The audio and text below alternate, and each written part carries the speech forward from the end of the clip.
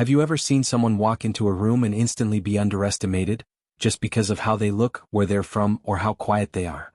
Well, that's exactly what happened to a girl named Amara. She stepped into a new school wearing second-hand sneakers, carrying a heavy backpack and keeping her head low, not knowing she was about to become the target of cruel bullies who thought they ruled everything. What they didn't know: her father wasn't just any dad. He was a Navy SEAL, and she wasn't as breakable as they assumed. Welcome to Twilight Tales, the place where untold stories finally get the spotlight they deserve. If you're visiting for the first time, make sure to like, share, and subscribe so you don't miss the stories that make you feel something. This story isn't just about high school drama. It's about what happens when people mistake silence for weakness, and when they find out, far too late, that the person they've pushed too far has something powerful behind her. Family, discipline, and strength that doesn't need to shout to be heard. Amara was just 16 when she transferred to Parkridge Academy, a private school tucked away in a fancy suburb where kids drove their own cars and wore designer shoes. Amara didn't have any of that. What she had was grace, resilience, and a dream to make the cheerleading team and prove she could belong. But Parkridge wasn't ready for someone like her. From the moment she stepped onto that polished campus, some girls saw her as a threat, not because she was loud, not because she was flashy, but because she had something they didn't understand: raw talent, quiet confidence, and an energy that made people watch when she moved. And so, the bullying began. This story matters because what happened next wasn't just a battle between teenagers. It was a test of character. A daughter, guided by her father's quiet strength, found her own voice, and turned the cruelty around in a way no one expected. Not with shouting, not with violence, but with grace, power, and precision, the kind of power that only comes from surviving what others couldn't handle. So if you've ever been told you don't belong, if you've ever been underestimated, disrespected, or silenced, this story is for you. Because Amara didn't just survive the bullying, she transformed it. Stick with us through the end, because what happens when her father walks through those school doors will make your jaw drop. Let's begin. Amara didn't expect a red carpet when she arrived at Parkridge Academy, but she also didn't expect the silence. Her shoes echoed in the pristine marble hallway as she walked past lockers lined with glossy posters and students who barely looked up. It was the first day of the fall semester, and while everyone was reconnecting with their summer friends, Amara stood out, not just because she was new or because she was black in a mostly white school, but because she had a presence. Quiet, watchful, like she was measuring everything. She didn't speak unless someone spoke to her. She didn't wear the latest fashion, just a clean white blouse, faded jeans, and her hair pulled into a neat bun. She looked serious, focused, and to some, that was enough of a reason to dislike her. By third period, whispers had already begun. Who's the new girl? She doesn't even smile. She's probably here on scholarship. What they didn't know was that Amara had moved more than 6 times in the past 3 years. Her father's assignments took them all over the country, sometimes overseas. She was used to starting over. But that didn't make it easier. When lunchtime came, she walked into the cafeteria and felt the usual wave of discomfort. Long tables filled with tight-knit groups. Laughter that stopped when she walked by. She spotted an empty seat in the back and sat down, pulled out her lunch and quietly began to eat. Across the room, 3 girls sat at the table closest to the cheer squad banner. Olivia, blonde, confident, and the self-declared queen of Parkridge. Next to her, Jade and Bethany, her loyal satellites. They were watching Amara. Who does she think she is? Olivia said, biting into her apple with a smirk. Just because she walks like she's in a movie doesn't mean she belongs here. Bethany giggled. Maybe she's one of those army brats. You know, here today, gone tomorrow. Olivia's eyes narrowed. She won't last. The problem was, Amara had seen girls like this before. Every school had them. She knew not to react, not to feed the drama. But when she saw the flyer pinned to the wall for cheerleading tryouts, her eyes lit up. Not because she wanted popularity, but because cheer was the one place she felt free. She had trained in gymnastics, taken tumbling classes on military bases, and even danced in competitions. She wasn't just good, she was better than most. But Olivia didn't know that. And when Amara showed up for tryouts, she stepped straight into enemy territory. What the bullies thought was their playground was about to become Amara's proving ground. Amara stood at the edge of the gym floor, heart steady, eyes focused. The cheerleading coach called names for warm-ups, but everyone kept sneaking glances at her like she didn't belong there. Olivia was stretching with her group, whispering and laughing loudly enough for Amara to hear. She's not even wearing real cheer shoes, Jade snickered. Maybe she thinks this is a dance club, Olivia said, eyes gleaming with cruelty. But Amara stayed silent. When it was her turn, she stepped onto the mat, inhaled, and moved with a grace that froze the whispers in the room. Her toe touch was flawless. Her back handspring seamless. Every move sharp, controlled like she was made for this. Even the coach paused mid-note. But talent in Olivia's world was a threat. And Amara had just committed the ultimate offense, shining without permission. That night, Amara's locker was defaced. Red lipstick smeared across the metal with the word charity case. A few students stood nearby, snickering. No one spoke up. Amara looked at the message, took a breath, and wiped it clean. She didn't report it. She'd been through worse. But that was only the beginning. The next day, someone poured soda into her gym bag. Then her water bottle went missing during practice. Finally, during a group routine, Olivia accidentally tripped her mid-spin, sending Amara crashing to the floor. "Oh my God, are you okay?" Olivia asked sweetly, helping her up with mock concern. But her eyes told a different story, one of jealousy and warning. That night, Amara sat on the edge of her bed, wrapping her bruised ankle. Her father, Marcus, entered quietly. He didn't need to ask. He'd seen it in her posture, the tension she carried like armor. "You want to talk about it?" he asked. She shook her head. He sat beside her anyway. "You know," he said, "bullies are like waves. Loud, crashing, but always retreating when they meet something stronger." She smiled faintly. "You're calling me a wall?" "I'm calling you a storm wall," he said, grinning. "They won't see it coming." He didn't tell her to fight. He didn't tell her to quit. He just reminded her who she was. The next day she showed up to practice with her head high, every move sharper than the last. Olivia's group was rattled. They whispered, glared, plotted. They thought they could break her. But what they didn't know was this. Amara had spent her life adapting. She was trained to keep going, to endure, to stand straight no matter how strong the pressure. The first strike had been thrown. But the war was far from over. And Amara wasn't going anywhere. That Saturday morning, Marcus woke Amara up before dawn. The sky was still a blanket of indigo, the world quiet except for the soft sound of leaves rustling outside their small but well-kept home. Amara groaned. "Dad, it's Saturday." "You said you wanted to be stronger," Marcus replied. "Strong girls don't sleep in." She rolled her eyes but smiled, pulling herself out of bed. He didn't take her to the gym. Instead, they drove to a quiet hill outside town overlooking the lake.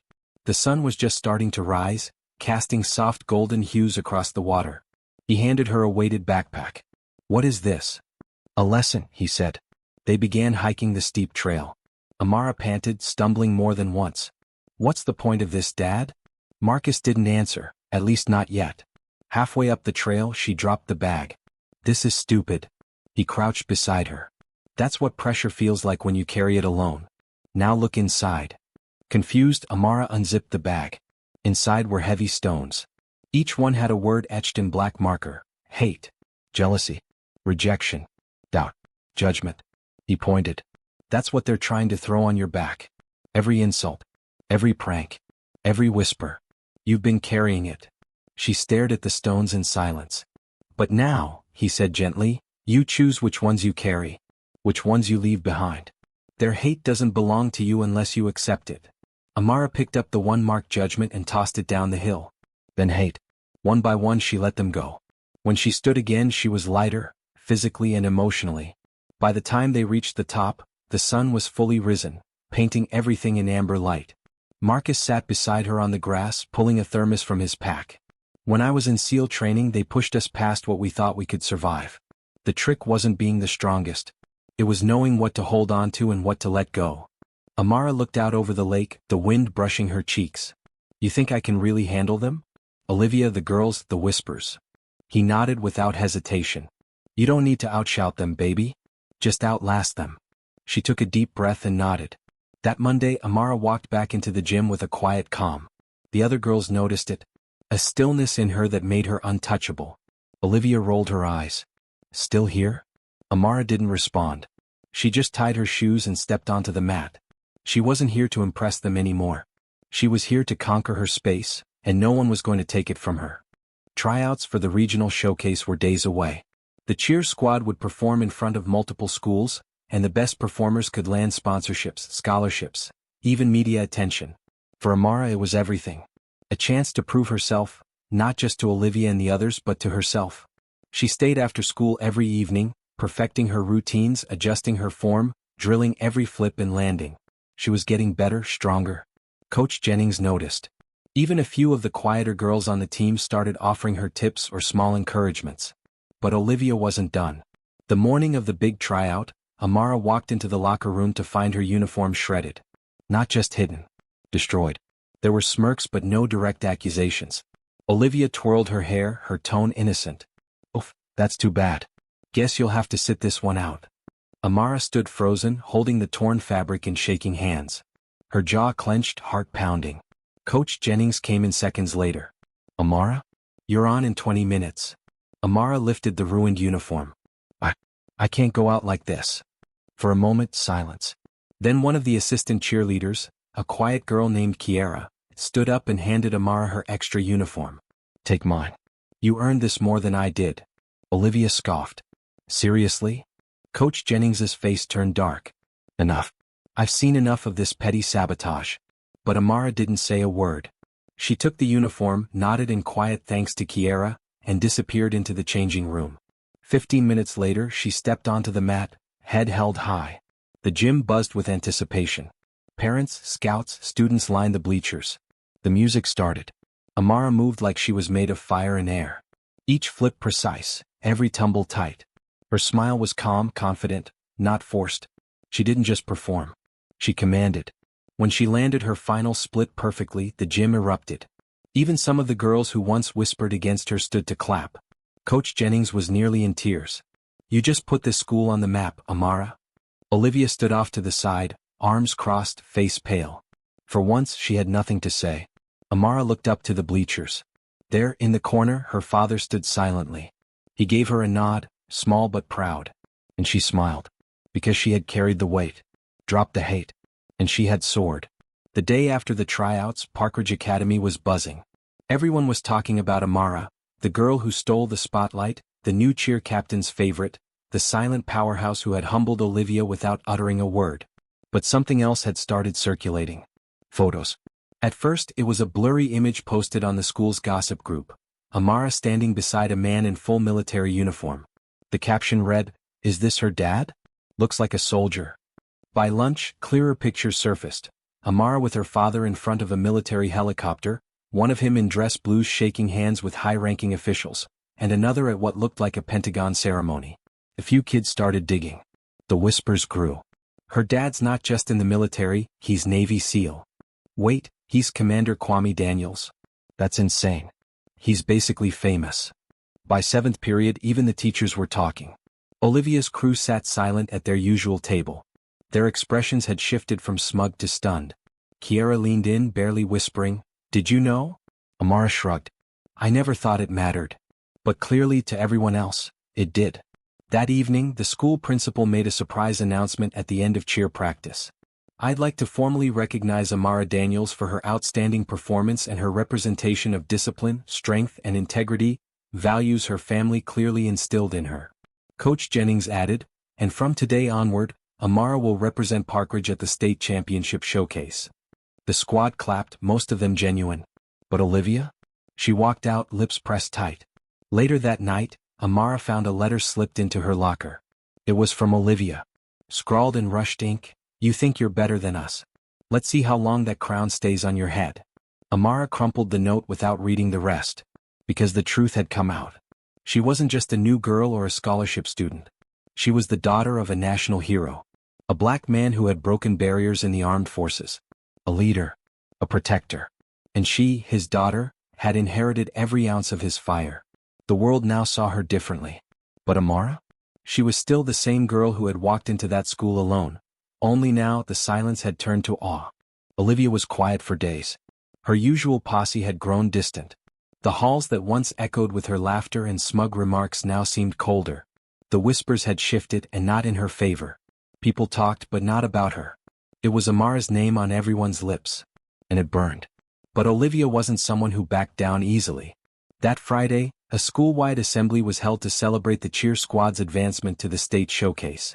Amara was invited on stage, handed a certificate of recognition, and the crowd erupted in applause. She accepted it humbly, smiled, and thanked Coach Jennings. Then she said something that caught everyone off guard.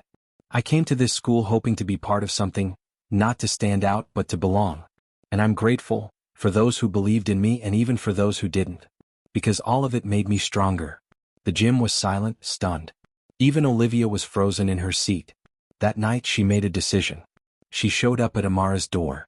Amara's father answered, his presence intimidating as ever in a simple navy blue polo and slacks. But Olivia didn't flinch. I'm here to speak to Amara. He stepped aside. She's in the backyard. Amara was practicing flips on the grass, her earbuds in. When she saw Olivia, her face hardened. I'm not in the mood. I know, Olivia said, stepping forward. And I don't blame you. Amara crossed her arms. So what do you want? To tell me how your life is so hard now that you're not the center of attention. Olivia exhaled. No. I came to say I was wrong. Amara blinked. I was jealous, Olivia continued. You showed up with nothing and somehow, you outshined everything I thought made me special. I took it out on you because I thought hurting you would make me feel bigger. A long pause. I was wrong, she said again. I don't expect forgiveness. But I needed to say it. Amara studied her for a long moment. Then she said, You're right. I don't forgive you. Olivia looked down. But I respect that you came here. Olivia looked up again, surprised. Let's see what you do next, Amara added. That'll matter more than anything you say. As Olivia turned to leave, Amara called out, One more thing. Olivia turned. You're a good cheerleader. You don't have to dim someone else's light to shine. That hit harder than any insult. And Olivia knew, redemption wasn't words, it was action. What she did next would decide the legacy she left behind. The state showcase had arrived, and Parkridge Academy was ready. The stadium was packed. Cameras flashed. Banners waved. The air buzzed with anticipation.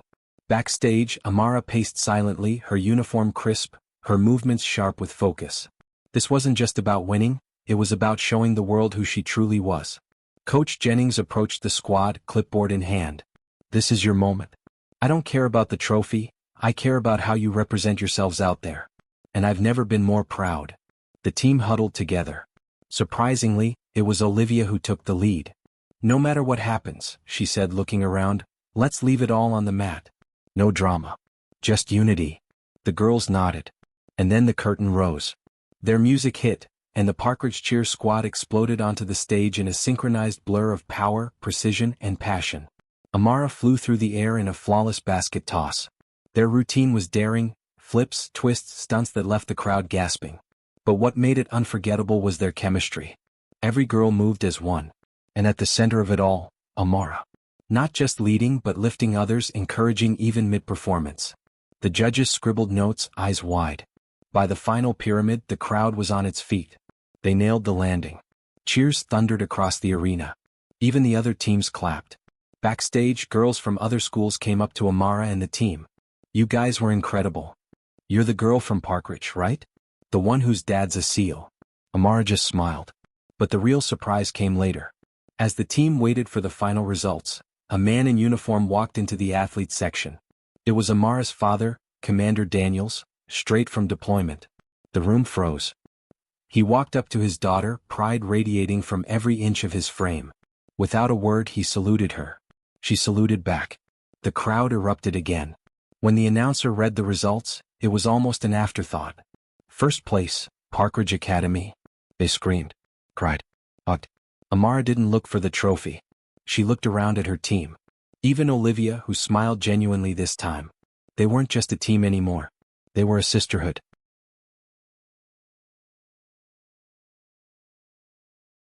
Sometimes, it takes being underestimated to discover just how powerful you really are. Amara walked into Parkridge Academy as an outsider, judged for the color of her skin, the simplicity of her background, and the quiet strength she carried from being raised by a man forged in service. What others saw as weakness turned out to be her greatest source of power. In a world where appearances often overshadow character, Amara proved that integrity, discipline, and heart can outshine privilege, popularity, and cruelty. She didn't just survive the bullying, she transformed it into fuel. She didn't just respond to hatred, she disarmed it with grace. And in the end, even those who tried to break her, learned something from her. What began as a story about a bullied girl became a lesson in dignity. Not just for the students of Parkridge but for anyone watching from the sidelines. wondering if they have what it takes to stand tall when others try to knock them down. The truth? You do. To anyone who's been doubted, remember Amara. To anyone who's been mocked for their skin, their scars, their story, remember Amara. To anyone who feels out of place in rooms they've earned their way into, walk in anyway. Stand firm. Let your excellence speak. Because greatness doesn't ask for permission, it just shows up. Before you go, ask yourself this. Who would you be if you stopped letting others define you? If this story moved you, made you think, or reminded you of your own strength? Backhand index pointing right, like this video to support stories that uplift the unheard. Backhand index pointing right, share it with someone who needs a reminder of their worth. Backhand index pointing right, subscribe to Twilight Tales for more powerful narratives like this. And don't forget to comment below. Tell us, what would you have done if you were Amara? Or have you ever had to prove someone wrong with nothing but your courage? Your story matters here. Until next time, keep standing tall, keep shining bright, and remember, your story might be the light someone else is waiting for.